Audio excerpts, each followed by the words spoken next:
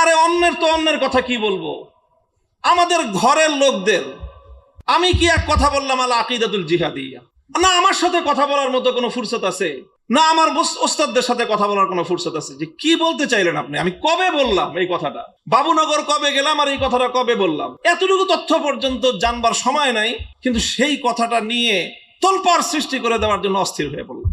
এটা কিরকম কথা? হ্যাঁ, আমি বলতেছি না যে আমি কোনো ভুল কথা বলতে পারি না, সেটা না, আমার ভুল হইতেই পারে। আমি আল আকিদাতুল জিহাদিয়া বলে একটা শিরোনাম বলেছি, এটার মধ্যে ভুল থাকতে পারে, এর মধ্যে তানকিদ হইতে পারে, সমালোচনা হইতে পারে, কিন্তু আমার এই কথাটা কতটুকু কিভাবে বলছি, কি অর্থে বলছি, এর কি ব্যাখ্যা, এর কি আলোচনা, এটুক যদি আমার সাথেও কথা বলার প্রয়োজনীয়তা আমরা অনুভব না করি, তাহলে যখন আমি আরেকজনকে, আমার অন্য মহলের আরেকজনের কথার আমি তারদিদ করি, রদ করি, সেটার যখন আমি সেটাকে যখন আমি প্রতিহত করি, তখন সেটা সম্পর্কে আমি কতটুকু জানি, আল্লাহ আমাদেরকে সঠিক বুঝদান করেন। আমার বহুদিনের স্বপ্ন, টার্গেট হলো যে ইসলামী নেতৃত্ব প্রতিষ্ঠা করা, আলেমরা সমাজের নেতা হবে। এই এক কথাই আমি বলি, নানা সময় আমার মধ্যে নানা রকম ভাবে এই কথাটা আমার উচ্চারিত হয়। এক সময় খুব বেশি বলতাম যে আমরা ভাড়াটিয়া হিসেবে থাকতে চাই না। তো ওই জায়গাটা, ওইটা আমার মধ্যে অস্থিরতা কাজ করে। আমি এই দেশের আলেম ওলামাদের ইমামতি নিয়ে আমার অত টেনশন নাই। অনেকে দেখি খুব টেনশন যে আমাদের ইমামতি সব বলে নিয়ে যেতেছে গিয়ে কারা। আমাদের ইমামতি কারা নেবে? বাংলাদেশে কওমি মাদ্রাসার বাইরে আর কোথাও তো এলেম তো দূরের কথা, এই কোরআন শরীফ শুদ্ধ করে পড়ার চর্চাই তো নাই। ইমামতি নিয়ে যাক দেখি, ইমামতি কেউ নিতে আসবে না। এইভাবে অল্প বেতনে এত বড় সার্ভিস এই কওমি মাদ্রাসার হুজুররা ছাড়া আর কেউ দিবে না। এটা অযথা একটা অমূলক চিন্তা যে ইমামতি আমাদেরটা কেউ নেবে না। তারপরে আমাদের খানকাগুলা কেউ নেবে না, নিজেরটা খেয়ে নিজের পরে উম্মতের হিদায়াত, উম্মতের ইসলার চিন্তা করবে। এই কার টাকা পড়ছে এই যুগে আইসা? কেউ করবে না, আমাদের খানকাও নিবে না কেউ। এবং আমাদের এই যেইভাবে আমাদের মাদ্রাসাগুলো চলতেছে, এই মাদ্রাসায় তেমন কোনো জাগতিক স্বার্থ নাই, অর্থনৈতিক খুব বেশি স্বাচ্ছন্দ্য নাই। এই মাদ্রাসাগুলো নেওয়ার জন্য কেউ আসবে না, আমরা যদি আমাদের মাদ্রাসাগুলোকে নিজ হাতে ধ্বংস না করে দিই। আল্লাহ হেফাজত করুক। এগুলো নিয়ে আমার চিন্তা না। আমার চিন্তাটা হলো সবসময় যে সমাজকে যদি ইসলামের দ্বারা প্রভাবিত করতে হয়, তাহলে ওলামায়ে কেরামকে নেতৃত্বের আসনে এবং নেতার মতো সম্মান যদি জনসাধারণ করতে পারে, সেটা হবে একটি মুসলিম জাতি হিসাবে আমাদের সত্যিকার উন্নতি। কাজে আমরা চাই যে সাধারণ মানুষরা, বিশেষ করে রাজনৈতিক নেতারা হুজুরদেরকে তো অনেক সম্মান করে, মুরব্বীদের পায়ের সামনে এসে বসে থাকে, পীর সাহেবদের পায়ের সামনে এসে বসে থাকে, কিন্তু এই পীর সাহেব হিসেবে সম্মান করা, ইমাম সাহেব হিসেবে দোয়া চাইতে আসা, হুজুর হিসেবে হাদিয়া দেওয়া, এটার দ্বারা প্রকৃত অর্থে আলেম সমাজের সম্মান প্রতিষ্ঠিত হয় না।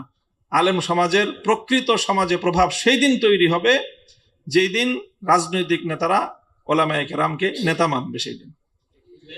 তো নেতৃত্বের আসনটা যেন আলেমদের আসে, সেই জায়গাটা আমাদের কাজ করা দরকার। এবং সেই জায়গা থেকেই মূলত আমাদের এই উদ্যোগ যে আমাদের ওলামায়ে কেরাম রাষ্ট্র, রাজনীতি, সমাজ এবং বর্তমান আমাদের যেই সমাজ কিভাবে চলছে এর যাবতীয় সকল বিষয়গুলো সম্পর্কে যেন আগে অবগতি অর্জন করতে পারি।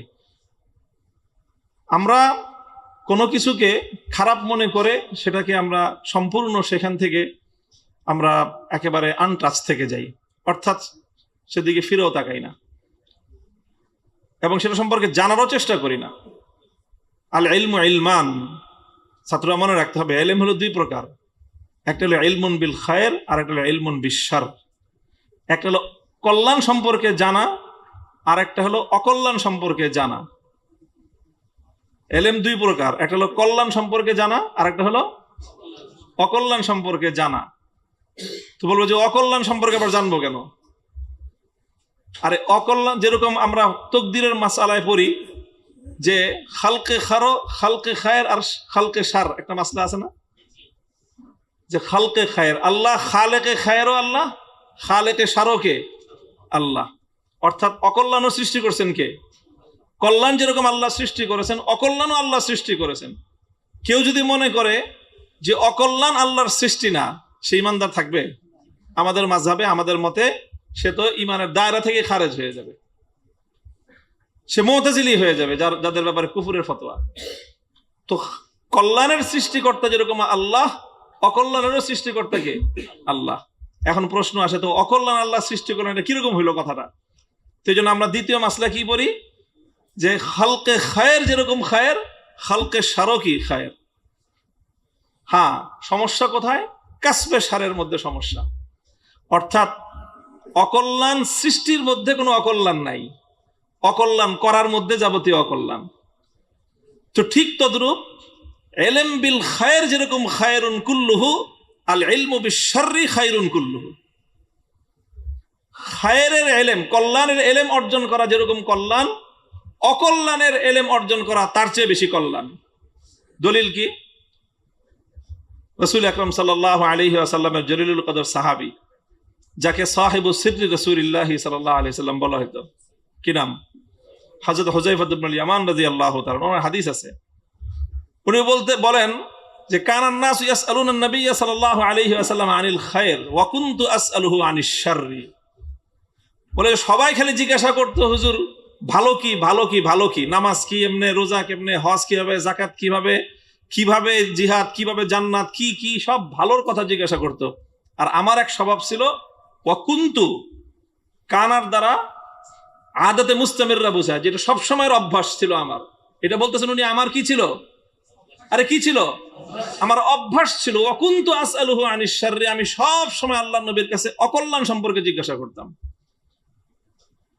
অকল্যাণ সম্পর্কে কেন জিজ্ঞাসা করতেন রে ভাই? ভাই, অকল্যাণ থেকে বাঁচতে হলে তোমাকে আগে অকল্যাণটা ভালো করে জানতে হবে। আমরা যেই সমাজের বিরুদ্ধে লড়াই করতে চাই, আমরা যে সমাজ কাঠামো ভাঙতে চাই, আমরা যে ব্যবস্থাপনার বিরুদ্ধে লড়াই করতে চাই, সেই ব্যবস্থা সম্পর্কে যদি আমার পরিপূর্ণ সম্যক অবগতি না থাকে, তাহলে কোশ্চিনকালেও আমরা এই ব্যবস্থাকে পরাজিত করে, পরাস্ত করে, উৎখাত করে বিজয় অর্জন করা কোনোদিনও সম্ভব হবে না। দুর্ভাগ্য এটা আমাদের, যে কেমনে যেন আমাদের মধ্যে এইরকম একটা দুর্বলতা চলে এসেছে আমাদের এই ঘরানার মধ্যে, যেটা আমাদের পূর্বসূরি আকাবেরিনদের মধ্যে ছিল না। সেটা হলো যে আমরা অকল্যাণগুলির শুধু প্রতিবাদ করতে চাই, অকল্যাণ সম্পর্কে জানতে চাই না। একজনের একটা কথা প্রতিবাদ করার জন্য আমাদের অস্থিরতা শুরু হয়ে যায়। খালি কোন রকম জানছি যে অমুক এই কথাটা বলছে, যে কোনো এক সূত্রে জানছি, এটা তাহকিক করার টাইম নেই আমার ওই কথার প্রতিবাদ করার জন্য রাত 3টা না 4টা বাজে, তাহাজ্জুদের ওয়াক্ত আছে না নাই, না কাজা হয়ে যেতেছে, 2 রাকাত তাহাজ্জুদের নামাজের জন্য 5 মিনিট সময় আছে, ওই 5 মিনিট তাহাজ্জুদে না সময় না দিয়ে যেই তথ্যটা জানছি যে অমুকে বলছে আর এটার দ্বারা মানে ক্ষতি হইতে পারে, বাস শুরু করে দিলাম ওটার বিরুদ্ধে প্রতিবাদ, ওটা নিন্দাবাদ শুরু করে দিলাম। জানানোর চেষ্টা করলাম না যে উনি আসলে এই কথাটা এইভাবে বলছেন কিনা। আজীব মাসআলা। আরে অন্যের কথা কি বলবো? আমাদের ঘরের লোকদের আমি কি এক কথা বললাম আল আকিদাতুল জিহাদিয়া, না আমার সাথে কথা বলার মতো কোনো ফুরসত আছে, না আমার ওস্তাদদের সাথে কথা বলার কোনো ফুরসত আছে, যে কি বলতে চাইলেন আপনি, আমি কবে বললাম এই কথাটা, বাবুনগর কবে গেলাম আর এই কথাটা কবে বললাম, এতটুকু তথ্য পর্যন্ত জানবার সময় নাই, কিন্তু সেই কথাটা নিয়ে তোলপাড় সৃষ্টি করে দেওয়ার জন্য অস্থির হয়ে পড়লাম। এটা কিরকম কথা? হ্যাঁ, আমি বলতেছি না যে আমি কোনো ভুল কথা বলতে পারি না, সেটা না, আমার ভুল হইতেই পারে। আমি আল আকিদাতুল জিহাদিয়া বলে একটা শিরোনাম বলেছি, এটার মধ্যে ভুল থাকতে পারে, এর মধ্যে তানকিদ হইতে পারে, সমালোচনা হইতে পারে, কিন্তু আমার এই কথাটা কতটুকু, কিভাবে বলছি, কি অর্থে বলছি, এর কি ব্যাখ্যা, এর কি আলোচনা, এটুক যদি আমার সাথেও কথা বলার প্রয়োজনীয়তা আমরা অনুভব না করি, তাহলে যখন আমি আরেকজনকে, আমার অন্য মহলের আরেকজনের কথার আমি তারদিদ করি, রদ করি, সেটার যখন আমি সেটাকে যখন আমি প্রতিহত করি, তখন সেটা সম্পর্কে আমি কতটুকু জানি, আল্লাহ আমাদেরকে সঠিক বুঝদান করেন। কথাটা হলো এই জায়গায় যে সমাজকে যদি নেতৃত্ব দিতে হয়, সমাজের ভালো মন্দ, বিশেষ করে সমাজ কাঠামো, সমাজ ব্যবস্থা সম্পর্কে আমাদেরকে জানতে হবে। এই জানতে হবে এবং এখানে ভালো কিছু থাকলে সেই ভালোটুকু কিভাবে আমরা আমাদের মতো করে অর্জন করতে পারি সেই পদ্ধতি আমাদেরকে বের করতে হবে। খারাপ যেটুকু আছে সেই খারাপই থেকে সমাজকে, রাষ্ট্রকে, জাতিকে কিভাবে আমরা মুক্ত করতে পারি সেটাও আমাদেরকে বের করে আনতে হবে। আমি আর আসলে এতটুকু কথা বলতে চাচ্ছিলাম না, লম্বা হয়ে গেল কথা। আমার আখেরি পয়গাম হলো এই যে আজকে আমরা যে ধারা শুরু করেছি, এই জাতির উপর, এই দেশের উপর আমরা আমাদের হক এবং আমাদের পরবর্তী প্রজন্মের হক প্রতিষ্ঠিত করা এবং এই হক আদায় করাটাই হলো আমাদের গন্তব্য ইনশাআল্লাহ। আমরা হক আদায় করে এই দেশে নেতৃত্বের অবস্থান নিয়ে এই বাংলাদেশে বসবাস করব, অবস্থান করব। আমাদের বাপদাদারা যেই পরিমাণ রক্ত দিয়েছে, জীবন দিয়েছে এবং কয়েক শতাব্দী কালের তাদের যেই অবদান, এর বিনিময়ে আমাদের পরবর্তী প্রজন্ম যদি এই জমিনে নেতৃত্বের আসনে বসতে না পারে, তাহলে বর্তমান আমাদের প্রজন্ম আমরা পূর্বসূরীদেরকে মুখ দেখানোর কোনো আমাদের উপায় থাকে না। কাজে সেই জায়গাটায় আমাদের কাজ করা দরকার। আমাদের এই আয়োজনগুলো মূলত সেই জায়গা পর্যন্ত পৌঁছার ক্ষেত্রেই। ৩৬শে জুলাই আমাদের খুব গুরুত্বপূর্ণ একটা জায়গা। আমরা এখন যেই জায়গাটায় আছি, এটা আমি পরিষ্কার ভাষায় বলি, জুলাই আমাদের লড়াই, জুলাই আমাদের লড়াই। এবং এই জুলাইয়ের মাধ্যমে আমরা আমাদের যে হক এবং হিস্সা বুঝে নেওয়ার জন্য যেই দাবি উত্থাপন করেছি, আমাদের এই দাবিকে দুর্বল করে দেওয়ার জন্য যারা বুঝে হোক না বুঝে হোক পথের সামনে এসে দাঁড়াবেন, আমরা আপনাদেরকে তোয়াক্কা করার সুযোগ পাবো না, করব না। আমরা আপনাদের ভুলের কারণে, আপনাদের ভুল অবস্থানের কারণে আমরা আমাদের রক্তের মূল্য এভাবে হাতছাড়া করব, এত সহজে আমরা এই রাজনীতির পথ থেকে আমরা সরে দাঁড়াবো না। আপনারা যারা মনে করতেছেন যে একটু ধাক্কা দিলেই মনে হয় আমরা আমাদের রাজনীতি ছেড়ে দিব, আপনারা ভুল মনে করতেছেন। ইনশাআল্লাহ সেই শারহে সদরের সাথে, সেই আত্মবিশ্বাসের সাথে আমরা রাজনীতি করতেছি। এবং আমি ওলামায়ে কেরামকে কথাও বলবো, বাংলাদেশে ওলামায়ে দেওবন্দকে আমি এই কথাটা বলবো। আমি সেদিনও বলেছি, শাইখুল হিন্দ রহমতুল্লাহ আলাইহি থেকে নিয়ে আজ পর্যন্ত আমাদের রাজনীতির যেই ধারা, সেটার মধ্যে সবসময় এটাই আছে যে আমরা নানা সময়ে, এবং এটা ইসলামের মূল উসুলের মধ্যেই পড়ে, যে উপস্থিত বড় মাকসাদ হাসিল করার জন্য, বড় শত্রুকে দমন করার জন্য ছোট ছোট ভিন্ন মতাবলম্বীদের সাথে নিজেদের ভিন্ন মতগুলোকে তখন এটাকে মিনিমাইজ করা হয়, এটাকে এড়িয়ে চলা হয়। কাদিয়ানীদের অমুসলিম ঘোষণার মাসআলার সময় শিয়াদের সাথে পর্যন্ত সমন্বয় তৈরি করা হয়েছে। বেরলভী আর জামাতের সাথে তো করাই হয়েছে, আহলে হাদিসদের সাথে করা হয়েছে, সবকিছু করা হয়েছে। এই অন্তর্বর্তীকালীন সরকারের আমলে, এই অন্তর্বর্তীকালীন সরকারের শেষ সময়ে যখন এই প্রাথমিক বিদ্যালয়গুলোতে গানের শিক্ষক নিয়োগের সিদ্ধান্ত হয়ে গেল, অথচ কোরআন শিক্ষক নিয়োগ দেওয়ার সিদ্ধান্ত হলো না। আমাদের বর্তমান জাতীয় মসজিদের খতিব হযরত মাওলানা আব্দুল মালিক সাহেব হুজুর হাফিজাহুল্লাহ, হুজুরের রুমে মিটিং হলো। সেই মিটিংয়ে চরমনাই পীর সাহেব হুজুর, সেই মিটিংয়ে জামাত ইসলামের আমির ডক্টর শফিকুর রহমান সাহেব, এবং সেই মিটিংয়ের দাওয়াত দানকারী হলেন খতিব হযরত মাওলানা আব্দুল মালিক সাহেব। সেই মিটিংয়ে আমিও উপস্থিত। সেই মিটিংয়ে আমাদের ভাই মাওলানা আহমদুল্লাহ, শাইখ আহমদুল্লাহ, উনিও উপস্থিত। এবং সেখানে আলোচনা হলো, এবং সেই আলোচনার শেষে সেখানে আরো কথা হলো। সেখানে আমাদের জামিয়াতুল উলুম মাদ্রাসার যিনি শাইখুল হাদিস হযরত মাওলানা আবুল বাশার সাহেব হুজুরও উপস্থিত।